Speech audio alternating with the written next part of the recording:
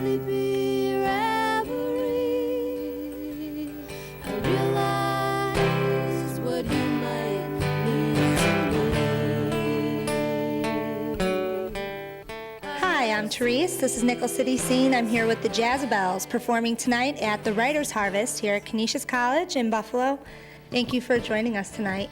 I'd just like to ask you a couple things about your training.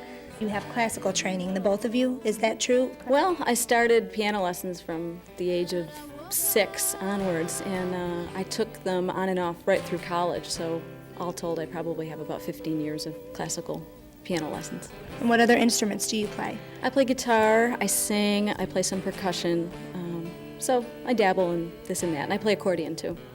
How about you, Kilissa? Well, I'm actually a classical flutist, and I've studied flute since I was about 11. Before that, I played recorder and piano, and I used to sing in a choir when I was a little kid.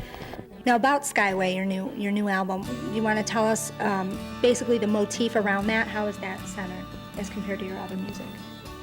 Well, I think there's probably more blues in this CD than in Cafe All Day.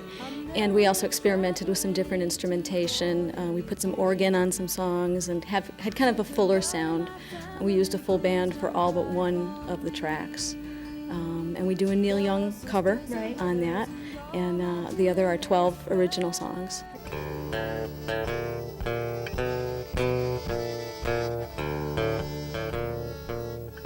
If I'm lucky now,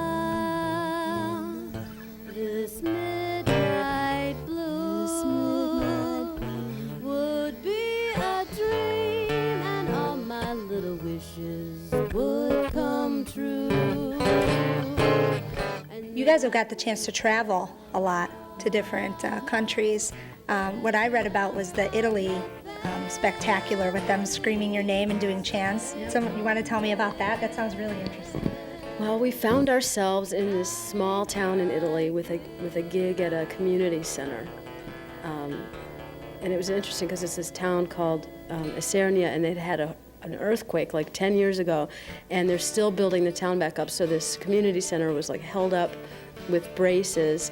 And so we walk in, we're like, is this it, you know? And we get in there, and this guy's showing us his, like, you know, communist party card, you know, I mean, this really crazy guy, and then all her relatives were there because they all, like, family support from that town, you know, and all kinds of people were there.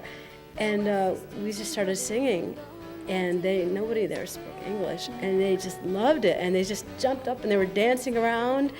And they started like doing these football chants. You know, it was just like the most rowdy crowd. Whereas compared to when we had performed at a club in Rome, everybody was like, you know, very conservative. very, very nice. And they said that they liked it, you know, but they were just like, okay, yes. Yeah.